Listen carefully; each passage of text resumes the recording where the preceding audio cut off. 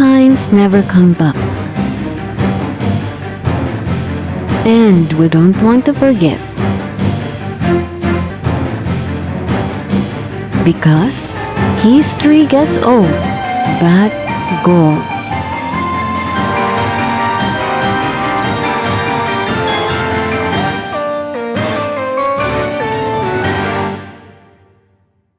Amen. I believe that song. All right. Kaya pagka inawit ang awiting yan na God uses ordinary people, ibig sabihin God can use everybody. Yeah, you should believe that and be willing to be used of God. All right, let's all stand please and turn your Bibles in the book of Revelation. The book of Revelation.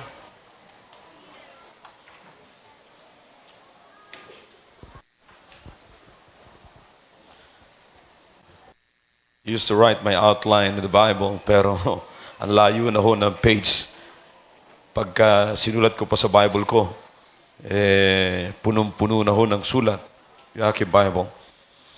Revelation chapter 2, we'll begin reading from verse number 1 down to verse number 5.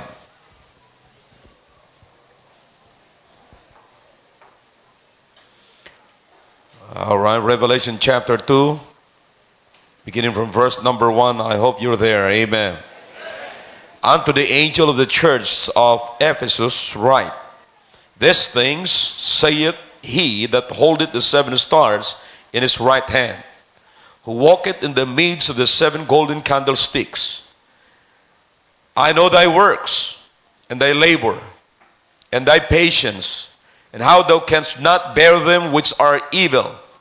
And thou hast tried them which say they are apostles, and are not, and hast found them liars, and hast borne, and hast patience, and for my name's sake hast labor, and hast not fainted.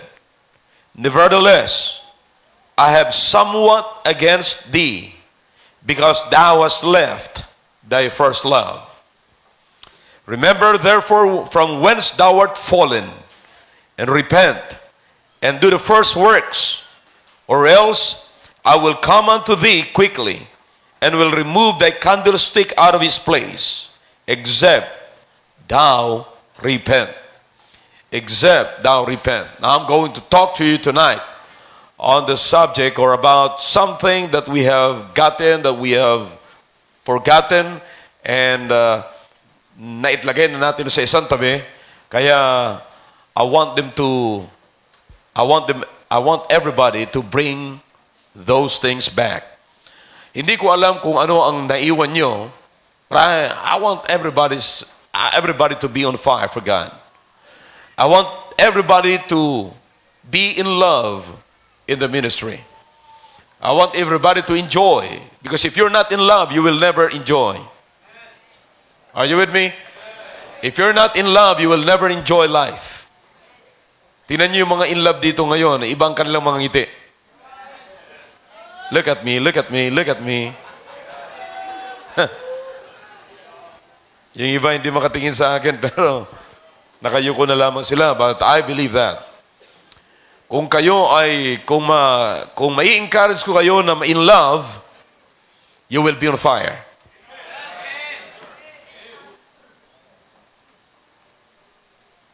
If I can get your heart, I can get your hands. If God can get your heart, He can get your whole body. I mean, the whole soul, the whole man. So I want you to listen carefully as I talk to you. This subject, bring back the old fire. Bring back the old fire. Let's bow our heads, please. Father, thank you for these passages. I pray, Father, to please once again use me tonight to encourage your people and to stir up the hearts of your people and minds for your ministry. Alam niyo po ang aking puso, alam niyo po ang aking layunin, Panginoon, ang aking intention sa gabing ito. Wala pong iba, Panginoon, kundi may focus ko po ang kalang attention sa inyo at ma-develop ko po ang kalang pagmamahal po para sa inyong gawain. Gamitin niyo po ako ngayon, Panginoon, please. Nakikiusap po ako. Alam niyo naman po na wala po akong magagawa kung wala po kayo sa akin. So please use me and forgive us for our sins. In Jesus' name, Amen. Thank you. You may be seated. All right, everybody look at this way. Wala na hong maglalakad-lakad. Lahat po nakatingin dito. Now, the book of Revelation, these passages na binasa po natin is about the letter of the letter of Christ to the church at Ephesus. And then he addressed the pastor, the messenger, the angel, which is referring to the messenger or to the pastor of the church at Ephesus. Nang sabi niya rito, una ipinakita niya yung commendation. Nang sabi ng Panginoon, I know thy works, and thy labor, and thy patience, and how thou canst not bear them which are evil. And thou hast tried them which say they are apostles and are not, and hast found them liars. Now think about this, brother. Everybody look at this way. Dito po tayo nakatingin. Kung atin pong titignan ito, mga kapatid, pansinin nyo kung anong klaseng tibay ng simbahang ito. The church at Ephesus. Ito po ang binabanggit ko. Tingnan nyo kung ang sabi ng Biblia, ang sabi ng Panginoon, alam ko yung trabaho ninyo. You see? And you see, nung sinabi ng Panginoon, alam ko yung trabaho nyo, inisa-isa ng Panginoon kung ano yung trabaho ninyo. You think about that. Kung gaano kakilala ng Panginoon ang church at Ephesus.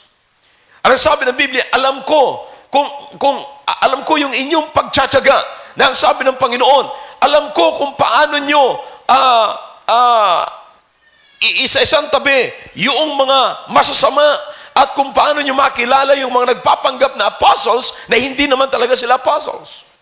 You see, I mean, look at this. It means that this church at Ephesus, they're living a separated life.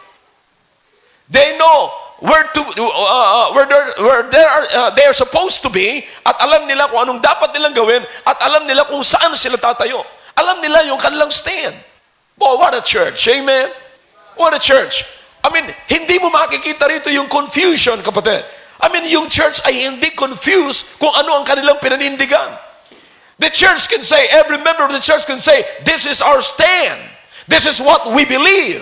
By the way, if you're a member of this church, you've got to understand and you must know where we stand and what we stand and what we're supposed to stand for.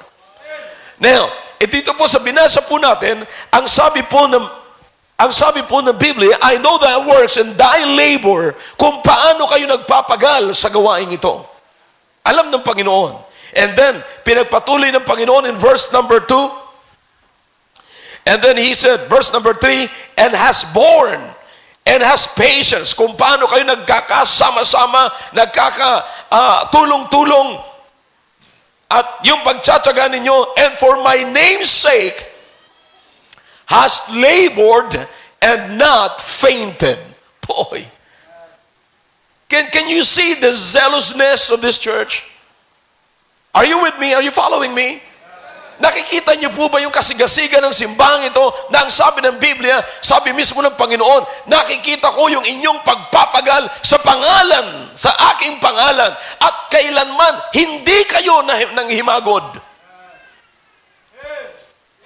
Hindi nakita ng Panginoon ang church na ito ay nang himagod. Sila'y tumigil. Sabi ng Panginoon. But you know what? Alam niyo mga kapatid, dumarating sa punto, just like this church at Ephesus, na hindi nila nakita na bigla silang bumulusok. At nung hindi nila nakita yon, mga kapatid, nakita ng Panginoon. Salamat na lamang kapag ka ang church ay talagang natataas ang Panginoon. Ano mang problema sa church ay nakikita ng Panginoon. And God is always there to lift the church up. Hindi niya tama yung sabi ng Biblia, I will never forsake you nor leave you. Even the gates of hell shall not prevail against the church. And this time, God or Jesus was there. Sabi ng Panginoon, I know thy works. But, sabi niya, nevertheless, I have somewhat against thee. Ano ho yun? Thou hast left thy first love. Thou hast left thy first love. Alam niyo po ba mga kapatid na sino mang nagsasabing siya'y nawawala ng pagmamahal, hindi naman siya ang nakakapansin kundi yung iba. Nakita niyo na ba yan, kayong mga asawang lalaki? Natanong na ba kayo minsan ninyo mga asawang babae? Mukhang hindi mo na ako love. Mukhang nabawasan na yung iyong pagmamahal sa akin. Bakit? Meron na siyang napapansin na hindi mo ginagawa noong dati pa man. Meron na siyang napansin na dati mong ginagawa, ngayon hindi mo na ginagawa. And in that case, brethren, tinatanong na tayo, mahal mo pa ba ako?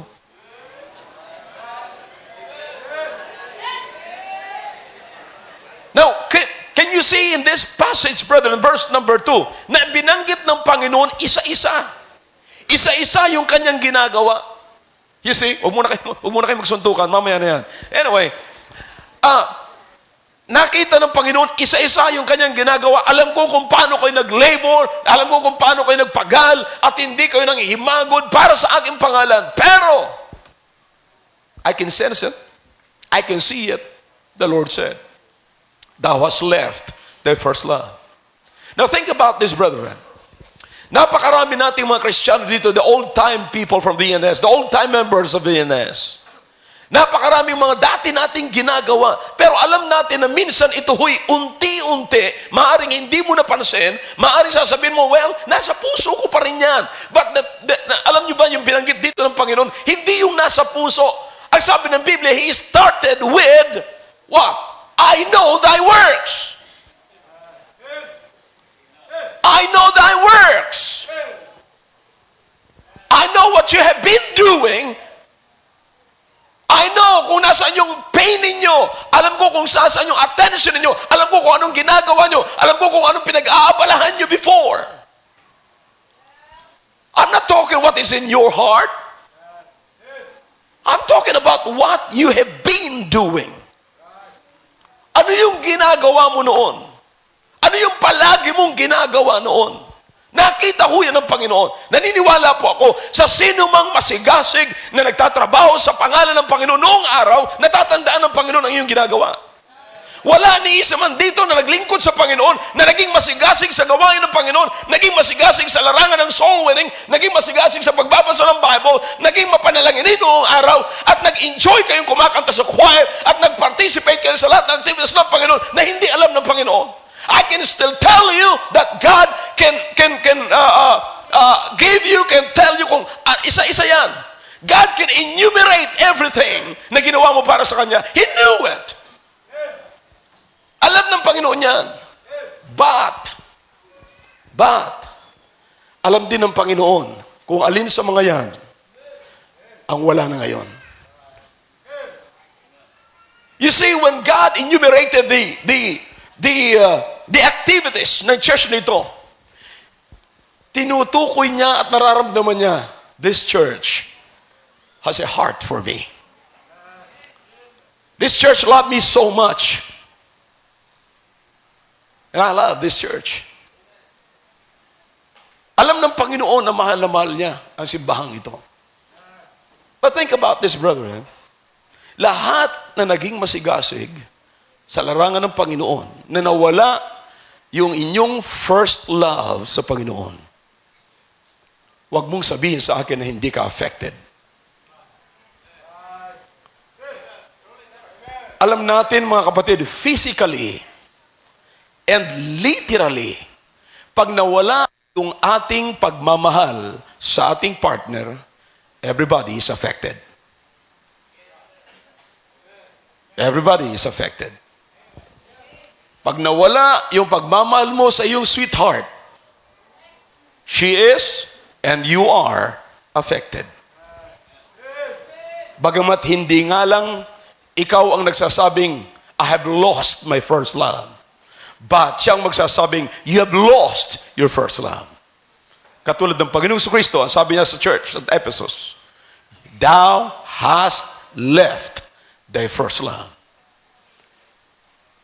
And then the Bible says, pagkatapos mong i-commend sila ng Panginoon, ibinigay ng Panginoon yung kanilang problema, and then ibinigay din, sinabi rin sa kanilang Panginoon kung paano re-resolbahin yung kanilang problema. Paano po re-resolbahin yung problema? Sabi ng Biblia, remember, therefore from whence thou art fallen, and repent, and do the first works. Alam ho natin, yung repentance is simply a change of mind. Sabi ng Biblia, the Lord is simply saying, all right, you know which thou art fallen. Alam niyo kung saan kayo bumagsak. Alam ng Panginoon kung saan nawala yung inyong love. Alam ng Panginoon kung kailan ka bumaba. Alam ng Panginoon kung kailan ka, kung tawagin natin, lumaylo. Alam ng Panginoon yan. And then sabi ng Panginoon, you think about that and change your mind. Think about that and change your mind. You see? Now, because when you change your mind, just like repentance, when you change your mind, pagka tumalikod ka rito, meron kang bagong harapin. Pag meron kang iniwan, meron kang bagong pupuntahan. You see? Now listen, kung nandoon po kayo sa situation ngayon, na sasabihin natin, well, lumaylo ako, nasa bagong lugar ka ngayon. Now, ang gusto ng Panginoon, you need to go back doon sa dati mong ginagawa, sa first work. Doon sa dati mong ginagawa. That is simply saying, go back to that old fire. Go back to that old fire. Now listen, again, if you don't have the love, you don't have the fire. Somebody must stir up your love. Somebody must fan the flame. Somebody must ignite the fire and fan the flame. Somebody must keep the fire going. Because somebody must go back to that old fire right there. Sabi ng Panginoon, you change your mind concerning it. You change your mind from whence thou art fallen. Because you know what? Marami nang nag-i-enjoy mga kapatid doon sa position na, well, ayos na siguro ako rito. Well, wala tayong magagawa. Dito tayo dinala ng Panginoon. Well, where is the fire? Where is the love? Where is the zealousness? Nasaan yung glory na binibigay mo sa Panginoon? If you think na nandiyan ka na sa lugar na yan, kapatid, sabi ko nga sa inyo kaninang umaga, hindi pa naman tayo dumarating sa point of no return. We can still go back. And if we can still go back, then why don't you consider it tonight to repent, to change your mind concerning it? And I believe if you can change your mind tonight, pagpapaltan mo ang iyong isipan ngayon, then you can go back to that old fire right there. Ano po yung mga tinutukoy ko na dapat po natin pansinin? May mga mahalagang bagay po ako dito in general na gusto ko pong iparating po sa inyo ngayong gabi. Number one is, go back to the reality of Christian life. Go back to the reality of Christian life. Pag sinabi ko pong reality of Christian life, it must be different from where you were living before. I'm talking about when you were unsaved. I'm talking about when you were enjoying the pleasures of this world. I'm talking about when you were in your barkadas na nakikipag-inuman, na yun yung joy mo nung araw. Ang ibig ko sabihin mga kapatid, ang dati mong ginagawa na ang alam natin, masaya tayo sapagkat nai-enjoy natin yung pleasure ng sanglibutan, nai-enjoy natin yung pera ng sanglibutan, nai-enjoy natin lahat ng mga karangyaan ng sanglibutan, kaya kayo masaya. And then alam yung ginagawa lang ng maraming Kristiyano ngayon, hinahalo lamang yung Bible and Christian life sa worldly life. I don't think it's the real Christian life. Hindi po ako naniniwala na ang totoong buhay ng Kristiyano ay paghaluin yung makamundong buhay, yung social life at saka spiritual life. Now listen, to live a life for God is different, is one thing. And to live a life for the world is another thing. Then God wants us to be separated. God commanded us to separate ourselves. Iwalay natin ang sarili natin. Ang sabi ng Biblia, be ye holy, for I am what? Holy. So ang ibig kong sabihin, mga kapatid, panindigan natin ang buhay Kristiyano. Huwag nating i-fake. Do you understand? Honestly, brother, if you will be honest tonight, honestly, may mga Kristiyano mas nag-i-enjoy pa sa buhay ng sanglibutan na kasama niya yung kanyang ka-office mate, kasama niya yung kanyang mga kaibigan na nagkikipag-inuman, nag-i-enjoy ng karangyaan ng sanglibutan kaysa pumasok sa church na kaibigan at mga kapatiran ng kasama niya. I hope you're following me tonight. Brother, I'm here to help you. Bakit, kapatid?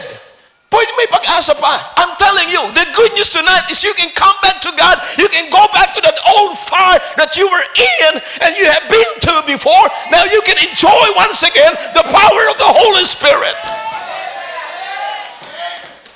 Hindi pa tayo na nakarating doon sa point na walang balikan. Na pwede pang bumalik. Kalukuhan lang yung sinasabing hindi ko na kaya. Ang ibig ko sabihin, bakit hindi natin muling ipamuhay ang totoong buhay ng Kristiyano? Totoong buhay ng Kristiyano. Don't fake it. Ang ibig kong sabihin, if you believe it, then leave it. Kung naniniwala ka dyan sa isang katuruan na yan, then ipamuhay mo yung katuruan na yan. Bro, you think about this. You're saved. Saved from where? Saved from the penalty of our sin. Where? Saan? Sa impyerno.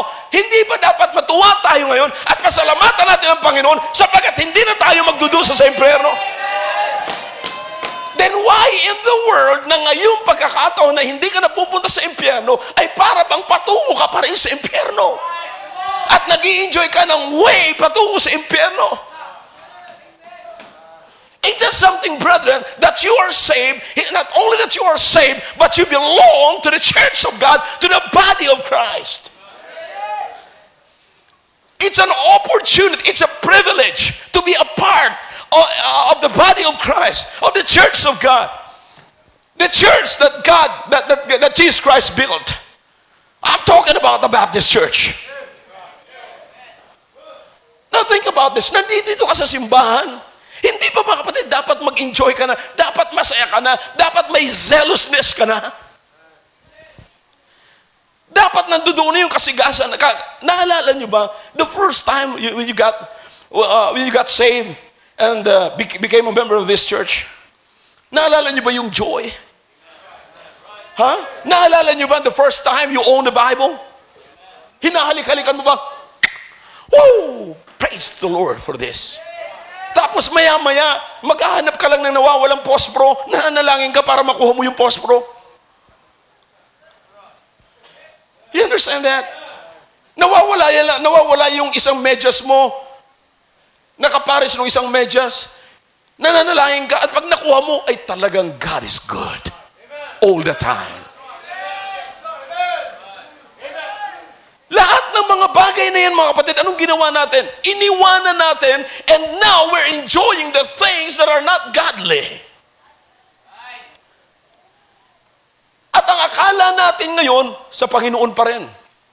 At ang akala natin ngayon, okay lang naman anyway, nasa church ako pagka-Sunday, at nagbabasa naman ako paminsan-minsan ng Bible, pero ang sabi ko sa inyo, kapatid, kung hindi mo yan ginagawa, kung yung ginagawa mo noong araw, ay nabawasan at hindi nadagdagan, therefore, you're not growing. And if you're not growing, you're a dead Christian. Come on. Dalawa lang yan. It's either you are dead or alive. Kung hindi ka buhay, patay ka. Kung hindi ka patay, buhay ka. At kung buhay ka naman, may nadadagdag sa buhay Kristiyano mo. Now, ibig ko sabihin, why live? What's wrong with living the true life or the true Christian life? What's wrong? Naniniwala ako, pupunta ako sa langit, I must enjoy it. Boy, ngayon, hindi nyo napapansin kanina, kung nandito kayo kanina ng umaga, narinig nyo sana nagpatuturo rito si Brother Obit, ano sabi niya? Noong ko lamang na-confirm na ako'y pupunta ng langit, praise the Lord!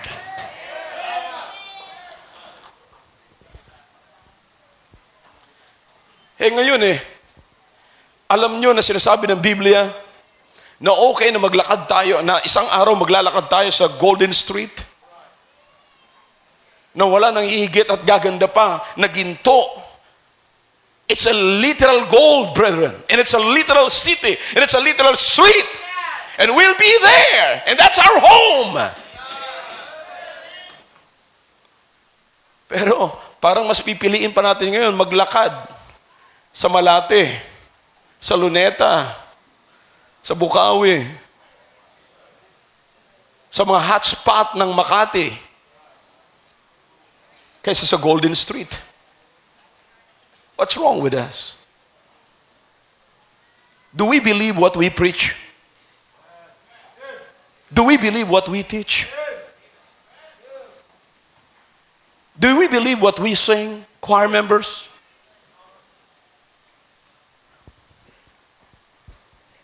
I mean, let's go back to the reality of Christian life. Balikan natin yun. That Christian life is real. Alam niyo ba na maraming mga tao po ngayon na hindi na naniniwala sa Christian life at ang sabi na, Christian, born again, kuno. Bakit? Bibilangan ka lang nila ng ilang taon. Mabuti nga kung taon eh. Yung iba buwan lang eh. Maniwala ka, sasabihin niya, pare, tignan mo yun si kumpare natin. 3 buwan lang yan. Laklak na naman yan. 1 taon lang, pare, hindi mo na makikitang nagsisimba yan. Bakit? Dala na yung mga tao ho sa mga sinasabi ng mga nagsasabing sila'y makadiyos, born again, Kristiyano daw, pero sa bibig lang at hindi sa puso. Dala na sila, kaya hindi na sila naniniwala. But let me tell you something. There must be somebody in this building tonight who will believe what he is preaching, who will believe what he is teaching, who will believe what he is singing. Wala akong pakialam kung hindi maniniwala ang tao sa sinasabi ko. Wala akong pakialam sa mga taong na ayaw maniwala sa inaawit ko. Basta I will keep on believing what I am preaching, what I am singing, and what I am teaching. Let all the world say that I am a liar, but I believe what I'm teaching, what I'm preaching. I believe this book that I'm holding in my hands, and I will never trade this to another book. Ako po'y nagpapasalamat sa Panginoon. Kahapon, yung kinikwento kahapon ni Brother Al, kasama ko po silang mag-visit. Sabi ko, alright, puntahan natin itong taong ito. Pinuntahan ho namin. Unang salgada namin, sabi niya, ito po yung bahay niya, pero hindi na siya dito nakatira. Sabi ko, tama-tama. Sige, puntahan natin. Hanapin natin. Kahit walang address na binigay sa amin, meron lang landmark na sinabi sa amin. So, sabi ko, sige, sakay kayo. Sakay kami lahat. And then, siguro after 10 meters, nakakita ho ako ng kumpul-kumpul ng mga kabataan. Sabi ko, ops, sayang to. Banata natin. Pinark ko yung sakyan, bang! Sabi ko, sino gusto bumanat? Sabi ni Brother Al, ako sir.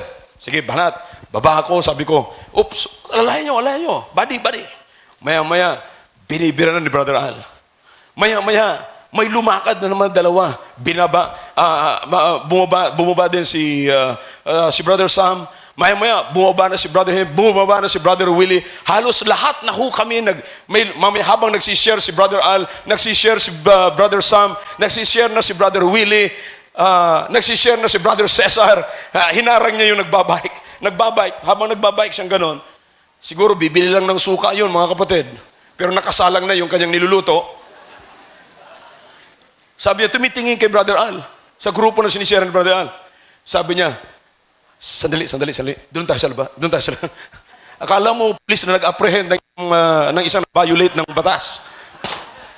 But anyway, sinishare niya mga kapatid. Maya-maya, may nakapansin siguro sa kabilang bahay. Sa tapat halos ng pinaparkingan ko. Maya-maya, lumabas yung ali na may daladalang bata. Tinitignan niya, ano kaya nangyayari dito? Nilapitan ko naman. Sabi ko, magandang hapon po. Ako po si Pastor Hill Lorena at galing po kami sa Christian Bible Baptist Church. Namimigay po kami ng libreng babasahin. And at the same time po, isi-share ko sa iyo for less than 5 minutes ang laman po niyan. Sabi niya, ay sige. Maya-maya ho, sumusunod na sa akin sa panalangin. Boy, ang gandang tignan mga kapatid. And then pagkatapos sabi nung sinishare ni Brother Al, doon, marami pa. Sabi niya, saan? Doon. Pinuntahan ni Brother Al at saka ni Brother Sam, kasama ko Brother Sam, pinuntahan nila. And then, kulang-kulang 10 o mahigit pang 10 ang nandoon. And they all got saved. Ang isang napakaganda ho doon mga kapatid, yung isa sa sinera ni Brother Al, ay nasyera na niya, Sister Beng, nung maliit pa siya, at siya ay nabautismo na ho rito. Sabi niya, dati sinusundo ako rito eh. Ngayon, hindi na. And you know what? Si brother Sam, yung unang-una, hinarang ko yung isa, naka ponytail. Kasi mukhang kabayo talaga mga kapatid eh. Pero naka-ponytail. Naka-ponytail ho. Sabi ko, sandali lang. Ako si Pastor Hill, ito si Brother Sam. Meron lang isi-share siya si Brother Sam. Tapos nung sinisharean ni Sam, kailan ba nagsalita pagkatapos mo ng sharean? Pagkatapos sharean ni Brother Sam, sabi niya, kayo ba yung nasa Apo ba eh? Sabi niya, sabi ni Brother Sam, oh kami yon. Doon sa may linulublob. Nalublob na ako doon eh. Loko. Nalublob ka na pala, hindi pa maliwanag ang kaligtasan sa iyo. But you know what? It's something, brethren, that is very encouraging. You know what happened? Sabi ni Brother Al, kinumbinsi namin, okay, sabi ko doon sa grupo na sinera ni Brother Al, alright, bukas, ikaw si, ganyan, kinilala ko lahat. Alright, bukas, sabi ko, may simba sa amin at 8:30 at meron din sa hapon. Sabi nila, hindi kami pwede sa umaga, sa hapon lang. Alright, babalik dito si Brother Al at yung ilan sa mga kasama namin, susunduin kayo. Sabi niya, anong suot namin? Yung para pang simba. And you know what? Pinuntahan ni Brother Al. Sino kasama mo, Brad? Brother Willie? Brother Sam? Yeah. Pinuntihan nila ngayon. Nagtago ho yung mga tao. Well, alam nyo, hindi ba papasok sa isip nyo na iniisip na rin namin yon? Na maaaring hindi sila sumama at maaaring magtago sila? Matagal na tayo sa serbisyo. Hindi tayo nagserbisyong pakaang-kaang. Alam na rin namin yun. Nasa mind na rin namin yun. But listen, we've got to be true. Dapat maging totoo tayo sa ating sinasabi. I don't care kung sila may nagtatago doon at tinitignan si Brother Hunter. Ayun na sila. Tago. Wala akong pakialam. Ang punto ko, salamat naman kung nagtatago sila at nakikita nila si Al, nakikita nila si Sam na nagsundo at tatawanan sila, naloko natin. At least sila nagloko, kami totoo. Listen, that is exactly what our world need. A man who will say that kami totoo ang sinasabi namin at totoo kami sa aming pangako until they will come to believe us and say, nasabihin po nila, well, itong taong ito kahit lukuhin mo na, pero naniniwala siya sa kanyang pinaniniwalaan. Naniniwala siya sa kanyang sinasabi. Naniniwala siya sa kanyang inaawit. Somebody must do that. We must convince the whole world that Christianity is real. Ang problema ho ngayon, kapatid, puro lang faking. Kasing tulad na lamang na parang baril na copycat. Na anong tawag nga doon?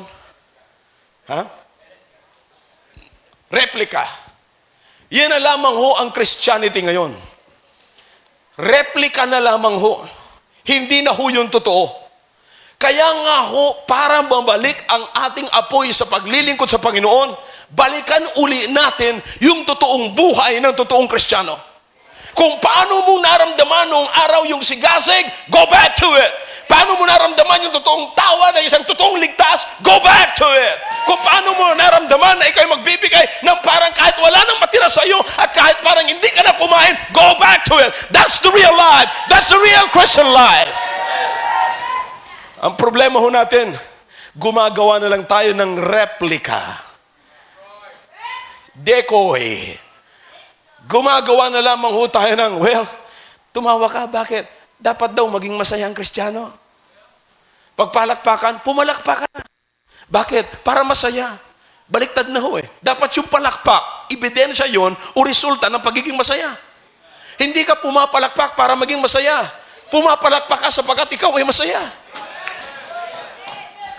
Minsan pinifake na lang natin ang buhay ng Kristiyano. Kaya nga natututunan natin na i-trade in natin ang buhay Kristiyano sa buhay ng mundo. I don't care kung hindi sila maniniwala sa akin. Brethren, when I sing that song, Amazing Grace, well, it's really an amazing grace for me. Huh? When I sing that song, Oh, how I love Jesus, yes, oh, how I love Jesus. I love Him because He first loved me. Pag kinanta ho natin yung send the light, you send the light, and you send the light. Pag inawit po natin yung bring them in, let's bring people in. Amen.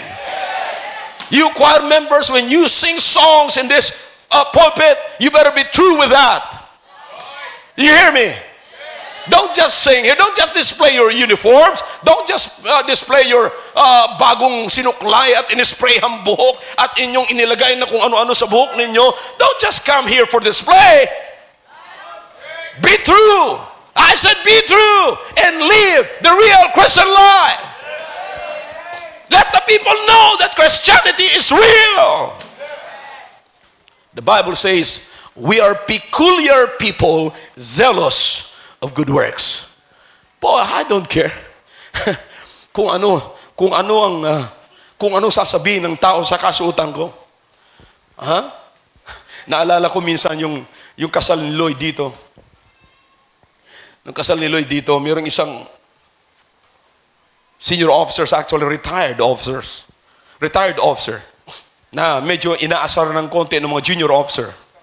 Yung isang senior officer, naka-coat and tie, naka-suit. Sabi nung isang junior, narinig ni Brother Roy, sabi niya, Sir, mukhang Baptist na Baptist ang dating mo ha. And then nagtawanan sila. Boy, praise the Lord for that. Alam niyo kung bakit? Alam niyo kung sino yung tinawag na Baptist ang dating? Yung nakasuot ng maayos. Boy! I don't care. All right, go ahead. You laugh at me. Mock at me. Lukuhin mo yung kasuotan ko. But I'm telling you, ito ang kasuotan ng isang totoo at buhay na Kristiyano na naglilingkod sa Panginoon. Yung iba, pagpapunta sa simbahan, ayaw magpahalata na papunta sa simbahan kaya magsusuot lang na kung saan-saan dyan. Pang-sugal, pang-inuman, para hindi mahalata na papunta sa simbahan. Ha? What's wrong kung ang tao magtatanong sa iyo, Oy, bakit ka nakaganyan? Para ka na rin yung mga praise the Lord, ha? O bakit ang haba ng palda mo? Bakit ganyan na? Bakit? Praise the Lord ka na rin ba? Well, at least, alam nila na ganito ang kasuotan na magpi-praise the Lord. Amen! I don't know about you, brother. I don't care kung ano man sasabihin ng tao. What I care is, this is the best for my God, for my Lord, because I glorify my God. Go back to the reality of Christian life. Gusto nyo mag-on fire? Go back to the reality of Christian life. Simple lang kapatid. Pastor, anong gagawin ko? Paniwalaan mo lang kung ano yung pinipreach mo, ano yung kinakanta mo. Pag binuksan natin din dito ang songbook na nakalagay, Oh, how I love Jesus, you've got to believe that. And if you believe that, you live. Live it. Live it. Ipamuhay mo. Ayaw ko na ho ng replika. Pagod na ang Panginoon ng replika. Pagod na. Alam nyo, minsan yung iba sa inyo may mga naniniwala sa dual citizenship. Gusto nyo citizen kayo ng mundo at citizen kayo ng heaven. Gusto nyo yung demonyo kayo rito sa baba, gusto nyo anghel kayo pagdating sa langit. Ang tawag sa inyo, heavenly demons.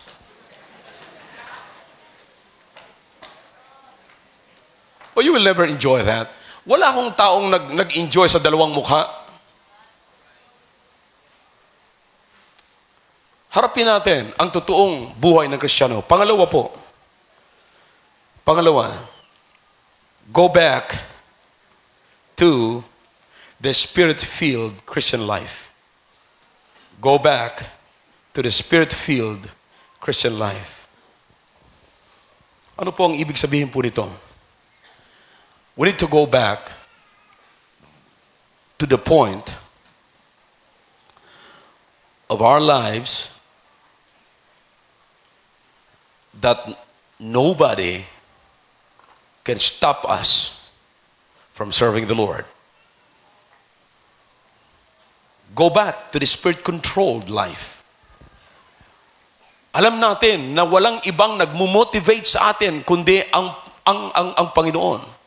Ang banal na Espiritu.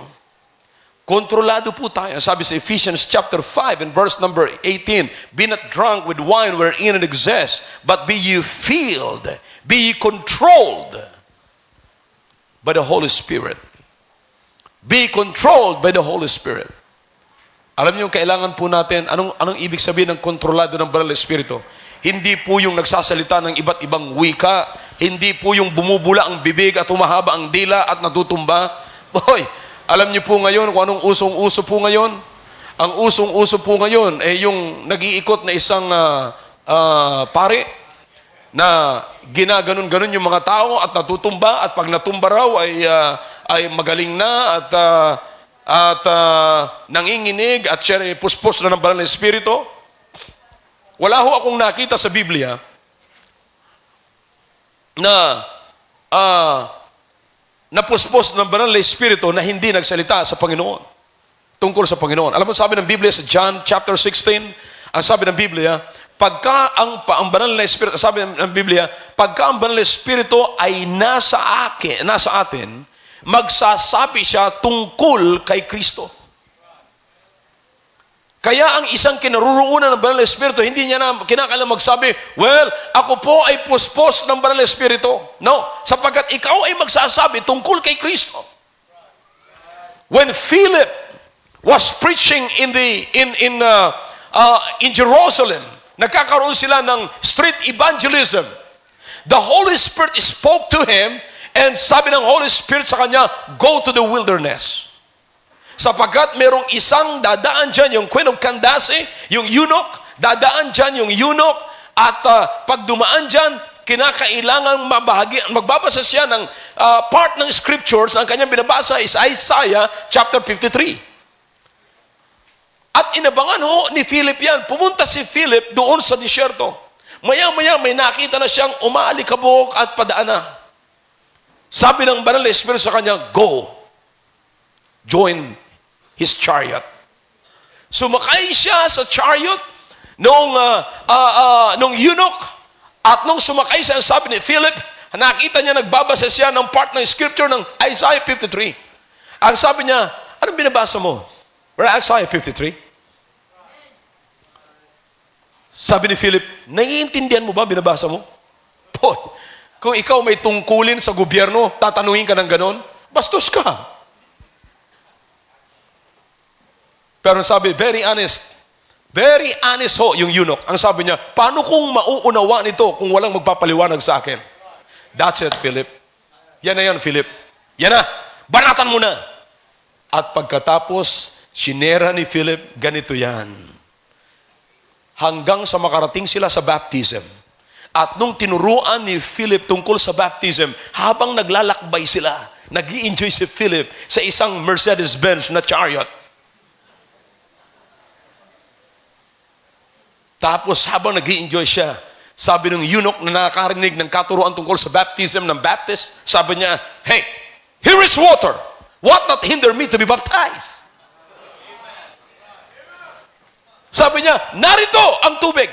Kung dito naman sa loob, kayo mga hindi pa baptized, narito ang baptistry. Anong nakakahadlang sa inyo para hindi kayo bautismuhan? And the Bible says, Philip said, if you believe it, thou mayest. Sabi nung eunuch, I believe it. And he got baptized. Now think about that. Think about the power of the Holy Spirit.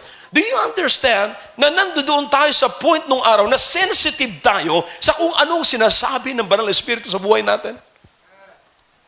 Sensitive tayo. Pag sinabi natin, well, pag nakakita tayo ng tao, wow, eto na yon. This is it. Eto na. Gusto ng Panginoon maligtas ang taong ito. Naalala ko nung araw, kasama ko pa ho nung araw, nung kapitan pa lamang ho, si Brother Bien Casis. Sabi ko sa kanya, Brad, Pag tinuro ko yung isang tao, sabi ko, Brad, naniniwala ka ba na gustong iligtas to ng Panginoon? Sabi niya, naniniwala ako, sir. Sabi ko, ano pang hinihintay mo? Babanata na ni Brother Bian yan. Sabi niya, tama ka talaga, sir. Save na. Gusto talaga siyang iligtas ng Panginoon. Ha? Bawat lapitan natin, nandun tayo sa point, mga kapatid, na bawat lapitan natin, sasabihin natin, alam mo, ayaw ng Panginoon na pumunta ka sa impyerno. Kaya pag mayroong mga matitigas, ayaw tumanggap, ayoko dyan eh. Alam mo, sa inyo, ganito, ganyan. Tatanungin kita, gusto kaya ng Panginoon na ikaw ay pumunta sa impyerno? Meron kasing mga taong nagsasabi, alam mo, wala akong magagawa eh. Kung yun ang gusto ng Panginoon, pumunta ako sa impyerno eh. No.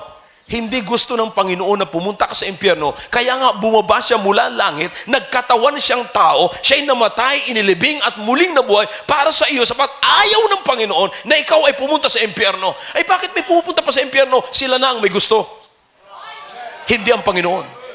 Sila na ang may gusto, hindi na ang Panginoon. You know what? Pag naiisip natin yan, mga kapatid, walang sino mang makakahadlang sa atin na mangaral ng salita ng Diyos. Walang sino mang makakahadlang sa atin sa daan na hindi natin i-pass out yung tracts, na hindi natin i-share sa kanila ang gospel. Bakit? Sapagkat hindi ho tayo motivated na kung anong meron tayo. Yung iba kasi, malakas lamang ang loob na mag-share kapag ka nakasakay na sila sa Mercedes para hindi sila tawaging basta-basta. I don't care kung anong sasabihin ng tao kahit naglalakad ako. What I care is what is in my heart. Right here. Right here. And I am motivated by the power of God. And brethren, nothing in this world can stop a one person who is motivated and driven by the power of God. Walang sino man ang pwedeng makakapigil sa kanila, kapatid. Boy, naalala ko nung araw. Nung lumipat ho ang Fort Lock dito sa may dating signal dito, diyan sa may simbahan ngayon. Merong grotto diyan. Ang CEO doon ng Fort Lock ay si Brother Bien. Tapos doon sa lilipatan, merong grotto. Nandun talaga ho si hindi ko matandaan kung Mama Mary ang nandoon o si Joseph. Pero palagi si Mama Mary. Yeah, Mama Mary kasi mga Marian pa lang nandoon. Hindi ko alam kung ang tawag nila Mamang Mary o Mama Mary. Mama Mary, hindi Mamang Mary. Alright. Kasi, minsan kasi naririnig ko Hail, Ginoong Maria. Narinig ko ganun eh. Aba, Ginoong Maria. Di ba pag nananalangin? Aba, alam niyo mga kapatid, pag in-interpret niyo yan, ang hirap unawain eh. Aba, kawawa, Ginoo, lalaki. Kanino in-address? Kay Maria. Tama ba yun? Pakiulit nyo. Aba, Ginoong Maria. Dapat, Aba, Ginang Maria. Kasi babae. Ginoo, lalaki. Ang alam ko, pagka lalaki, ang address niyan, Ginoo. Sabi na, kasi, Pastor, sa Bisaya kasi, ang Ginoo, Diyos. Doble-doble na. Hindi naman Aba. Hindi naman Bisaya yung Aba eh. Anyway, so nung nandoon na kami, sabi ko, Brad, paano yan? Yung bagong unit mo, merong Maria. Na-challenge siya, sabi niya. Oo nga, sir, no? Akong bahala dyan, sir. Maya-maya, tinawag na yung kanyang mga kasama. Sabi niya, Likaw, kumuha kayo ng martilyo. Maya-maya, unti-unti nang tinitik-tik yung ulo ni Maria. Naglabasan na yung nasa signal. Sabi niya, anong ginagawa dyan? Nung makitang pugot na ang ulo ni Maria, sabi nila, Sus, Mariusip. Maya-maya, tinawagan nila yung CEO ng signal, Colonel, nakalimutan ko na. Pagkatapos sabi niya, Major, Kapitan, Major na yata sa that time. Major, halika, mag-usap lang tayo. Tapos, sabi niya sa akin, paano sir? Anong sasabihin ko? Sabihin mo, pinugutan mo. Sabihin mo, hindi tayo naniniwala niyan. Sabihin mo, may karapatan ka na hindi ipakita sa iyong mga tao ang mali. Now, you better listen to me. Karapatan ko ho na hindi ipakita sa aking mga anak ang mali. Kung ayaw ko hong ang anak ko makakita ng beer, makakita ng alak, at makakita ng sigarilyo, dapat kong itapon at basagin ang mga bote ng alak at itapon ang mga sigarilyo. Bakit? Ayaw kong makita yan ng aking mga anak. Ganon din ho, pag ayaw kong makakita ang aking mga anak ng Diyos-Diyosan, basagin ko rin. Is it biblical? You better read the book of Judges. Naalala niyo po si Josiah when he was 8 years old? When he became the king of Israel? And when he reigned at the age of 8 years old, and he reigned for 36 years or 42 years, I think. Ano mong ginawa niya, mga kapatid? Pinagpupull down niya lahat ng mga high places. Ibig sabihin, yung mga groto, pinagpupull down niya, ang tawag ko sa Bible niyan is high places. Pinagigiba niya ho yan. At lahat ng mga priest na hindi masunurin sa salita ng Diyos, sinama niya na rin, sinunog niya. It is in the Bible. What is that? Opinions? No way. Wala hong tatagal, kapatid, sa opinions ng tao. He was motivated by the power of God. Kapatid, ang ibig kong sabihin, kung gusto mo maging on fire sa Panginoon, balikan mo yung tapang mo na motivated ng kapangyarihan ng Panginoon. Alam nyo ngayon, iba na ngayon eh. Nagbibisit ngayon yung mga ibang full-time eh. Habang nagbibisit naka-juice eh. Sito-sito pa. Kung hindi man, mineral water.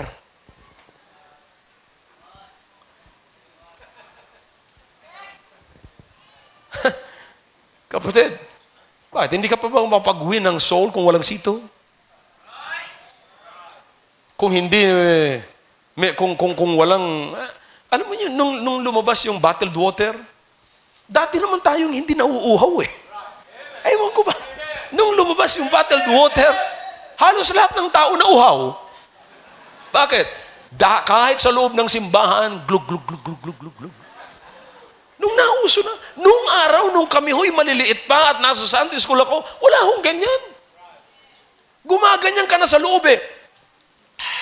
Wala pa rin tubig. Ngayon ho, maging ang mga bata ngayon, tingnan mo, tatahimik sila sa upuan kung meron silang pinapap. Kaya minsan, maraming mga bata ngayon na nasa loob ng simbahan, hindi nila ramdam na nasa loob sila ng simbahan. Bakit? Ayun, nagdo-drawing. Pastor, paano kung magpasaway kasi na wala silang ginagawa? Well, bakit hindi mo yan siguraduhin mo, ha? Tahimik. Tahimik. Ano sabi ko sa inyo kaninang umaga? Train. Train. Anong ibig sabihin ng train? Working with pain. Makinig. Put pressure. Pag pressure mo, to be narrow, yun ang ibig sabihin ng train. To be narrow, magpakalalim-lalim ka para magbigyan mo ng pressure. Yung parang sinasakal na unti-unting parang nawawala ng hininga. You check your dictionary, Bible dictionary, you will find the same thing. Hindi ho ako nabibiro rito. Yan ho ang ibig sabihin ng training. Para mong sinasakal yung bata na parang nawawala ng hininga. Kaya nga yung mga bata na hindi nakaranas ng training, totoong training, spoiled. Ayan yung naglalakad-lakad na hindi makakalakad kung walang sito. Tapos maliban sa sito, para pang kambing yan dyan sa dam. By the way, pagka kayo nag-chew ng gum, hindi nakabukas ang bibig. Hindi yung nandiyan kayo sa public, nag-chew kayo ng gum eh.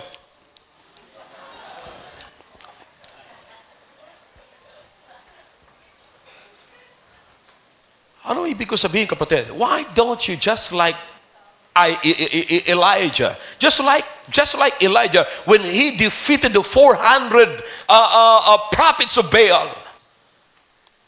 Ano sabi niya? Sige. Niluluko niya pa eh. Sige.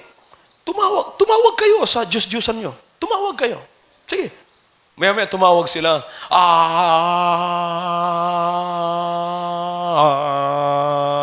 Mamma mia, mamma mia, mamma mia. Mamma mia, mamma mia, let me go. Sabi ni Elijah, hoy, psst, lakas-lakasan nyo. Baka natutulog pa yung Diyos nyo kaya hindi kayo marinig. Sabi, tinignan ni si Elijah, lakas-lakasan nyo. Mamma mia, mamma mia, mamma mia, let me go. Pinatay. Siguro mga propeta ni Baal yung mga operator na yun.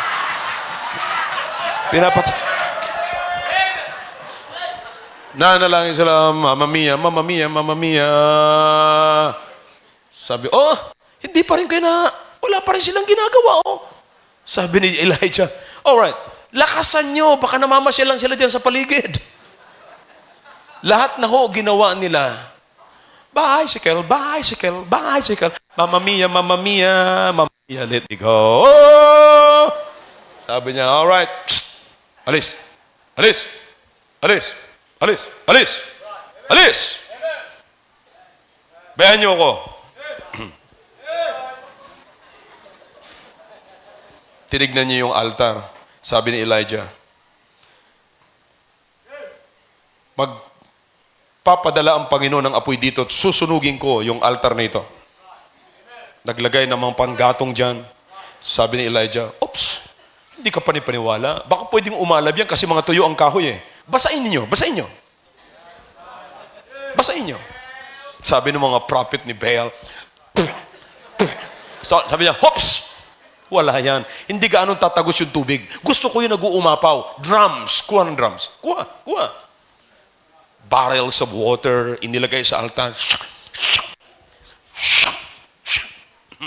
Alright.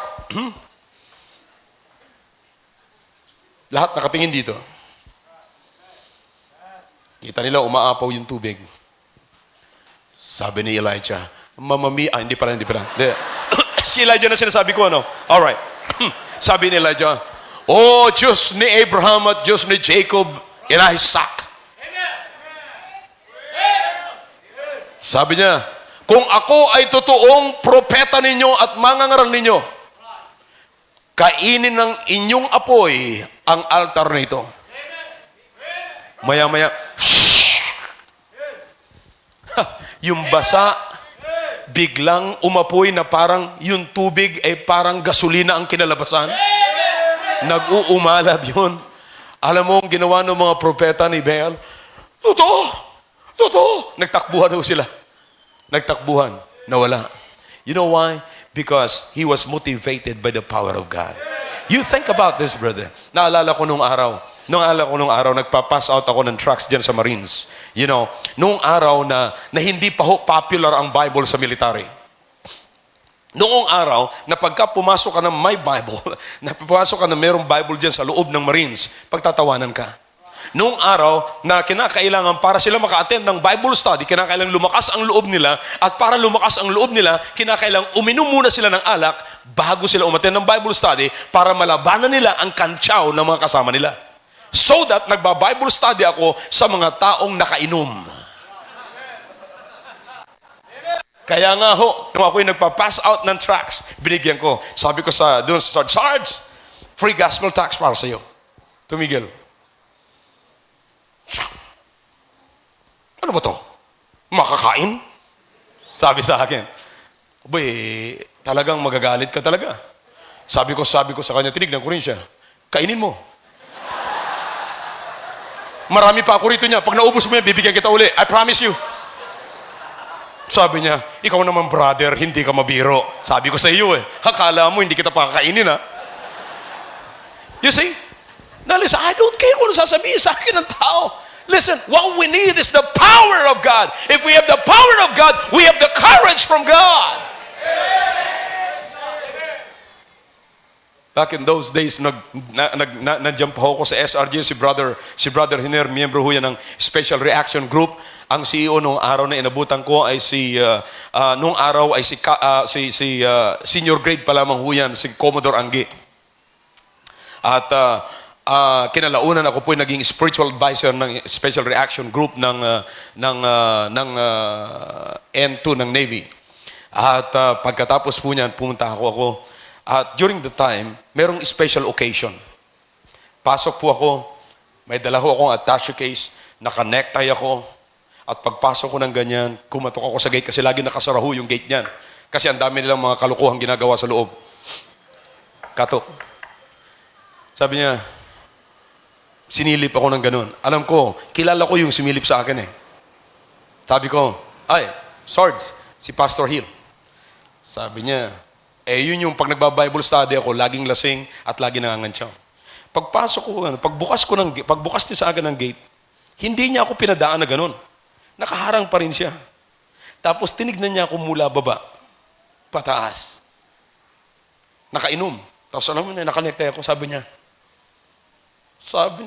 ang sarap mong gawing target paper.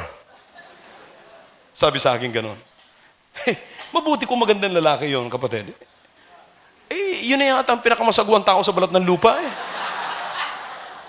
Pero, alam mo, sabi ko, alright.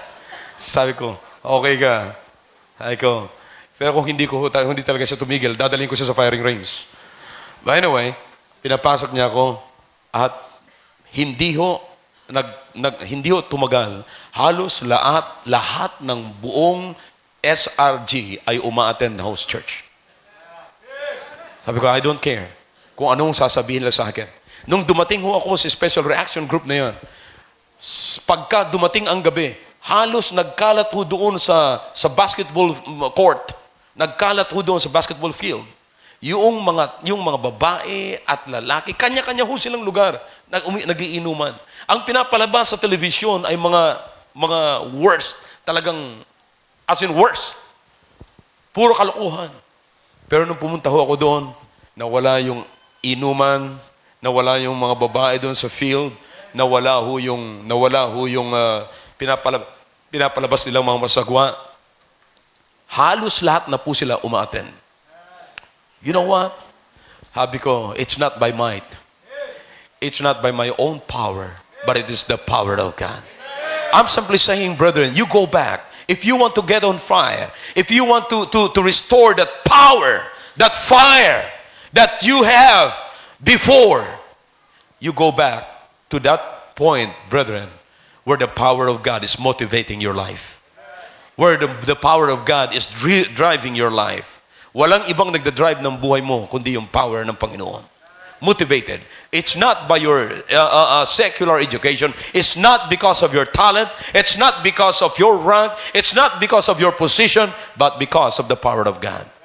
Alam niyo, sa totoo lang mga kapatid, ang totoo lang, pagka kinalimutan natin kung anong meron tayo sa ating katawan, at pinabuelo natin kung anong kapangyarihan ng Panginoon. Just like Moses in the book of Exodus chapter 33 and verse number 32 and 33, tinatawag, inuutusan ng Panginoon si Moses na pumunta doon sa isang bundok. Pero ang sabi ng Panginoon, sabi ni Moses, susunod ako sa iyo at pupunta ako dyan sa bundok na yan kung kasama kita.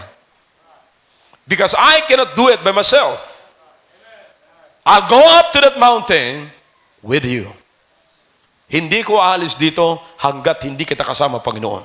Sinamahan mo siya ng Panginoon.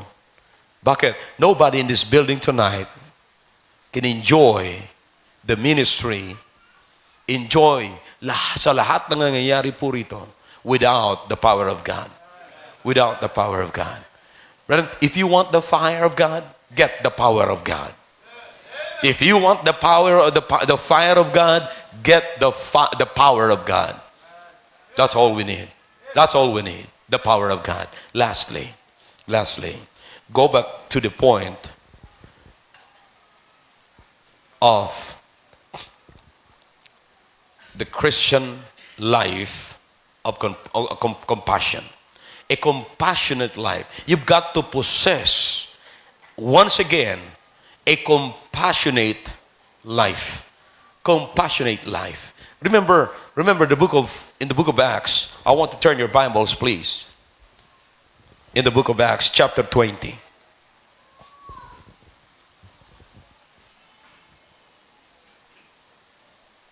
Acts chapter 20, in verse number 31. Number 31. All right, here's what the Bible says. Therefore, watch and remember that by the space of 3 years, I cease not to warn everyone night and day with what? Tears. Same thing in the book of Romans, chapter 9. The book of Romans, chapter 9. The Bible says in verse number 1, I say the truth. Remember in the book of Acts, chapter 20, was the Apostle Paul. Sabi niya, I cease not to warn and teach with tears. Verse number 1, chapter 9 of the book of Romans. I say the truth in Christ. I lie not. My conscience also bearing me witness, and the Holy Ghost, that I have great heaviness and continual sorrow in my heart. For I could wish that myself were what? Accursed from Christ for my brethren, my kinsmen, according to the flesh. What is this, brethren? Compassionate life. Go back to the compassionate life. Go back to that life na sinasabi mong, hindi ako pwedeng manahimik sa aming bahay hanggat ang kasama ko sa buong bahay ay hindi pa naliligtas. You think about that. Now, isipin po natin yan, na noong araw walang ibang laman ang prayer request mo, kundi sa mga taong mahal mo sa buhay na hindi pa nakakilala sa Panginoon. Isipin nyo nga mga kapatid, everybody look at this way please. Lahat po nakatingin dito. Isipin nyo kaya itong kalagayan nito, na habang kasalo mo sila sa kainan, kasama mo sila sa tulugan, pero alam mo na isang araw, hindi na kayo magkasama. Are you with me? I mean, magkasama kami sa isang bahay, magkasama kami pag kami kumakain sa isang mesa, magkasama kami pag kami natutulog sa isang kwarto, pero pag dumating sa amin, parehas ang kamatayan, magkahiwalay kami ng pupuntahan. In isang araw, ako'y nasa langit, siya nasa impyerno. This is no joke, brethren. Hindi ho ito biro-biro. Hindi ho ito isang lukuhan. Hindi ho ito cartoons. Hindi ho ito saido sa kalawakan. You know, sometimes we think, pag nakakita po tayo ng ganito, ang iniisip po natin ay parang yung mga drama lamang sa television na parang bang mga palabas na isang cartoons. No way. This is reality. Remember, listen. Heaven is real and hell is real. Heaven is a place and hell is a place. Heaven is a place for the believers and hell is a place for the unbelievers. Hell is a place of punishment. Hell is a place of torment. Can you still remember the rich man who were begging for a drop of water? Just a drop of water. Why? You asked the rich man. And the rich man said, for I am tormented in this flame. Hell is not a joke. I don't know about you. Pero every time ho, mga kapatid, to be honest, every time na ako po'y nagsishare, lagi ko hong kinokontrol ang aking emotion. Every time na nakakarinig ho ako ng isang tao na seryosong tumatanggap sa Panginoon bilang sariling tagapagligtas, lagi ko hong kinokontrol ang aking emotion because I know na ang aking heart ay mabibreak na naman to tears. Iiyak na naman ako, luluha na naman ako sapagkat luha ng kagalakan na meron na namang isang tao na nanggaling mo, na merong kaparusahan, na yung kanyang judgment ay sigurado sa impyerno, but now, meron ng katiyakan ng langit. Hindi ko alam kung anong puso meron tayo. Pero kapatid, kinakailangan balikan natin yung point sa buhay natin bilang isang Kristiyano na nararamdaman natin ng ating kasakay sa jeep noong araw ho, tinitignan ko lagi yan, nung ako'y namamasahe pa, nagbabayad po ako, nakikita ko lagi doon sa jeep na nakasakay yung mga tao, ano man ang itsura nila, may itsurang tisoy-tisoy, may itsurang nakakatakot dahil ano si bigote, may itsura namang nakakaawa, may itsurang nakakaasar, may itsurang nakakatuwa, pero lahat lamang ho yan tinitignan ko, ano man ang itsura mo, Sabi ko, isang araw, iisa lang ang itsura nyo sa impyerno. Alin yun?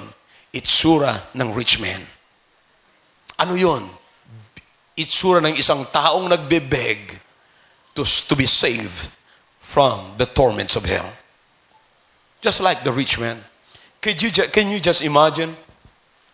Kung may imagine nyo lamang mga kapatid kung anong itsura ng rich man nung siya'y nagpapakasasa, na nung siya'y kinakausap niya si Abraham, ang sabi ni Abraham, "Oy, alalahanin mo, nung ikay nasa lupa pa, kung gaano ka kumakain ng masasarap na pagkain at sumasagana ka sa pagkain. At alalahanin mo rin si Lazarus, nung diyan pa nasa lupa, nagbibeg siya ng bawat patak ng pagkain mo na nauulog sa iyong mesa at kanyang pinupulot. Naalala mo ba yan?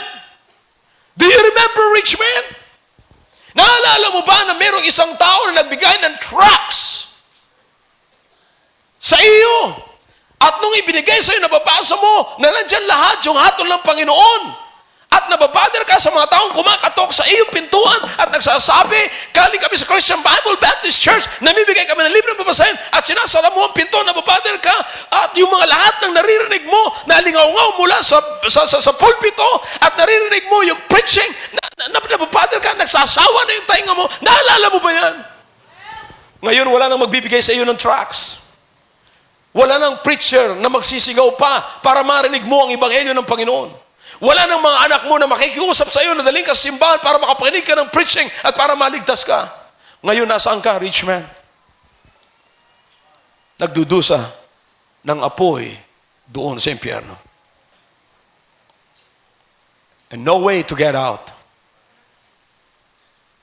No way to get out. Now, think about that, brethren. Na meron tayong mga kamag-anak na ngayon ay nandoon na sa impyerno. Pastor, wala na bang pagkakataon? Wala na. Wala na. Anybody na nagsasabi sa inyo na mayroon pang pagkakataon ng mga taong ito na mawala doon sa impyerno sapagkat sila ay nandoon pa sa tinatawag na purgatorio. Lahat ho yan ay kasinungalingan na nanggagaling sa impyerno. Yan ho ay doktrina ng impyerno. I'm simply saying, brethren, we have not reached the point of no return. I'm simply saying, we can go back to that place na kung saan ay in-enjoy natin ang buhay natin bilang isang Kristiyano sapagkat namuhay tayo ng totoong pamumuhay ng isang totoong Kristiyano. Hindi natin fini-fake yung tawa. Hindi natin fini-fake yung ating lakad. Hindi natin fini-fake yung bihis na katulad ng ginagawa ng ibang Kristiyano na maganda lang ang bihis pag linggo at pagka mula Lunes hanggang Sabado, iba na naman ang bihis nyo. Go back to the reality of Christian life. Maging totoo tayo. Diyan mo lamang may enjoy yung fire, yung kasigasigan, yung zealousness. Go back to the point, doon sa point na dating hindi mo talaga, wala kang kinahihiya, kahit na sino man ang taong yan, kahit sino man anumang pinag-aralan mo, anuman ang condition mo sa buhay, nagbibigyan kita ng tracts, at kung may pagkakataon, isishare ko sa iyo ang gospel. Bakit? I am motivated not by anything of this world, but by the power of God. By the power of God. And I don't care kung ano man ang sabihin sa akin ng aking kamag-anak, ano man sabihin sa akin ng aking kaibigan, basta't ang alam ko, mahal ko sila, kaya hindi ko pwedeng pigilin ang nasa puso ko. Just like the Apostle Paul. Sabi ni Paul, "Day and night, I cease not to warn with tears." I'm simply saying, brethren, go back and see again that God is greater than anybody. Go back to where you were before and see again the salvation of God. Feel again the power of God. Once again, maramdaman mo ang presensya ng Panginoon. Once again, mararamdaman mo na katulad ng dati mong pakiramdam, God is greater than everything of this world. God is greater than my opposition. God is greater than anything of this world. Sometimes we feel that we are unable. Listen, remember, Noong araw, God can always overcome lahat ng ating inabilities. Lahat ng sinasabi natin, hindi ko kaya, nakaya ho natin noong araw. Nakakayanan natin.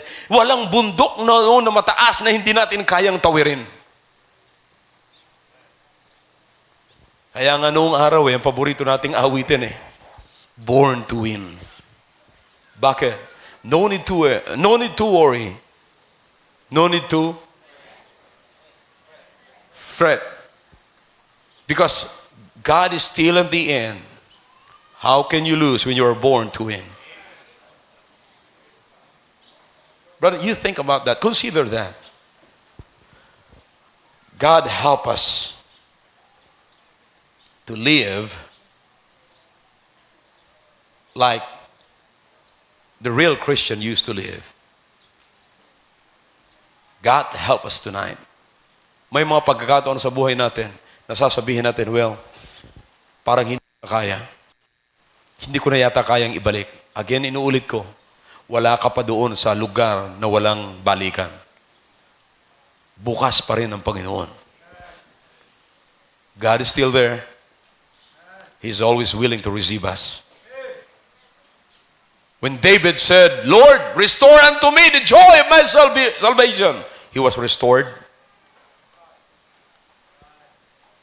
When Jacob was commanded to go back to Bethel, he was back to Bethel.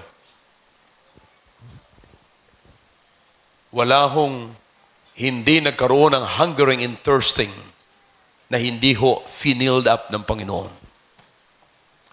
Walang nagkumatok na hindi binuksan ng Panginoon. Walang nauuhaw na lumapit sa Panginoon na hindi pinainom ng Panginoon. Walang nagugutom na lumapit sa Panginoon na hindi pinakain ng Panginoon. Kapatid, walang sino man sa loob ng simbahang ito ngayon na maaaring masabi niyo, Pastor, matagal na po akong bagsak, mahina, na hindi kayo kayang palakasin ngayong gabi ng Panginoon. You can go back. You can go back. In fact, the Lord is inviting us to come. Come. Come. And let us reason together. Saith the Lord of hosts. You come. Come. God can restore everything. God can give you what you need tonight. Alam niyo, ang pinakamaganda mga kapatid, yung muli ho nating maranasan, yung kapangyarihan ng Panginoon sa buhay natin. Yung muli ho nating nasasabi that God is really good. God is great. Yung muling nasasabi natin na yung totoo mula sa ating puso, that God is greater than opposition, any opposition of this world. Yung nararamdaman natin ng Panginoon, yung bang pagkilos, narinig nyo kanina yung mga testimonies, narinig nyo kanina yung pagto ni Brother Al. Bagamat nung kami po ay papunta po kami doon sa una namin pinuntahan na wala ho yung hinahanap po namin. At nung pabalik na po kami, grabe ho yung mga delaying. Grabe. And talagang hindi ho namin malalaman na kagagawa ng Panginoon yon hanggat hindi ho namin nakikita yung subject namin. Alam mo, dumaan kami doon sa, habang nandoon kami, sinasabi kanina ni Brother Al, nung nadaanan namin yung, hindi, nagdahan-dahan kami kasi nasa gitna sila ng kalsada Pasan-pasan nila yung babae. Pinapasan nila yung babae. Nung mga lalaki, pinapasan yung babae. At kung ano-anong ginagawan lang, steps, nandoon sila sa gitna ng kalsada. Sabi ko sa kanila, Brad, marami to. Sino gusto? Sabi ni Brother Willie, Sir ako, sir. O sige, sabi ko, sige, banatan nyo, ipapark ko yung sakyan. Babaan silang lahat. Sabi ko, binuksan ko yung bintana. Sabi ko, makikiraan lang kami at meron lang kaming ibabahagi sa inyo. Pinark ko yung sakyan. Pagkatapos baba sila Brother Willie, maya-maya, sumusunod na sila sa panalangin ni Brother Willie. And by the way, another prospect po natin yon sapagkat sila po ay mga third-year students ng Arms Angel Academy. And you know what? They are very much willing. Natutuwa sila sa pagbagay sa kanila. And you know what? Noong papunta na ho kami doon, Pagdating po namin doon sa bahay, sabi nung pinuntahan namin, sabi ng subject namin, kararating-rating lang namin. At maging yung kapitbahay nagsasabi din, nandyan na, kararating lang nila. Could you imagine kung hindi kami dinilay ng Panginoon? Kung hindi kami nag-soul winning? Maaring dumating kami doon sa bahay ng subject namin na wala pa yung subject. Do you know what? God is great once again. Kapatid, you can go back. You can go back. Pwede natin balikan uli kung nasaan tayo noong araw. Pwede tayong bumalik uli doon sa position natin na masasabi natin, well, dito ako pinagpala ng Panginoon, dito ko naramdaman yung presensya ng Panginoon. Bumalik tayo doon. Go back to that old fire. Remember these three things. Number one is what? Go back to the reality of Christian life. And get that power, number two. Get that power once again. The power of God. Be ye filled with the Spirit of God. Be ye controlled with the Spirit of God. Number three, live a compassionate life. Live a compassionate life. Go back to that compassionate life na dati nating kalagayan, na dati nating ginagawa. Hindi tayo lalampas. Hindi tayo pwedeng na hindi tayo nagpa-pass out ng tracts. Hindi tayo pwedeng matulog na hindi tayo nagsishare ng gospel. Go back to that. You know what? I'm closing now. Ito ang kinakatakutan ko, mga kapatid. Ang isa sa mga kinakatakutan ko, Zon, ang isa ho sa mga kinakatakutan ko, ay yung after the anniversary, ay mawala na ho yung fire natin. Narinig niyo po ako? I hope everybody's listening, still listening. Ang isa ho sa kinakatakutan ko is that pagkatapos ng anniversary is nawala na rin ho yung ating fire. Naalala ko, sabi ko, last Sunday, ito ho yung ating pang-apat. Ini-extend natin yung ating anniversary. Alam nyo, kaninang umaga, pagdating ko, walang mga answers. May mga tao na rito. Kanina napansin ko, wala na yatang excitement na kumukuha, nagre-record ng mga, what's happening. Wala na tayong documentation. You know what? Because we're excited doon sa nangyayari. We're motivated by the season and not by the power of God. You understand what I'm saying? Brethren, balikan natin yung fire natin noong araw na tayo ay motivated by the power of God. Hindi ho tayo motivated ng uniform. Hindi ho kayo motivated ng inyong mga bagong damit kasi it's an anniversary. It's our anniversary. You have to wear and dress yourself new or properly or lahat ng pinakamaganda yung damit. But again, my fear is you might lose your power, you might lose your excitement after the anniversary. I can sense it. I can see it. Kanina habang tinitignan ko ho, maraming mga late na Kristiyano. Maraming mga late na mga members.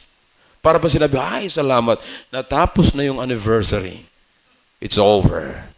Everything is over. Listen, pagkatapos man ng anniversary, mga kapatid, ang gawain ng Panginoon kailanman ay hindi nag-o-over. Kaya hindi man mo, hindi nawawala. Therefore, dapat nananatili po sa atin ang excitement natin. Simple lang, go back to that power. Go back to that old-time power. Go back to that old-time power. I don't know in what part and how the Holy Spirit will speak to your hearts tonight. But my intention tonight is to bring you back to that old-time power. Shall we all stand, please? Father, thank you for your words. Bless the hearts of your people. The message is clear. We need your power right now. Please speak to the hearts of your people. Your heads are bowed, your eyes are closed. God is speaking to your hearts tonight. Step out of your seat. Come forward. Kneel down and talk to God. Go back to that old time power. We need that power.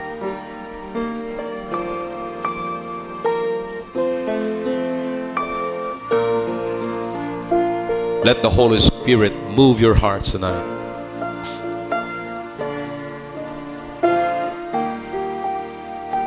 Let God speak to your hearts tonight.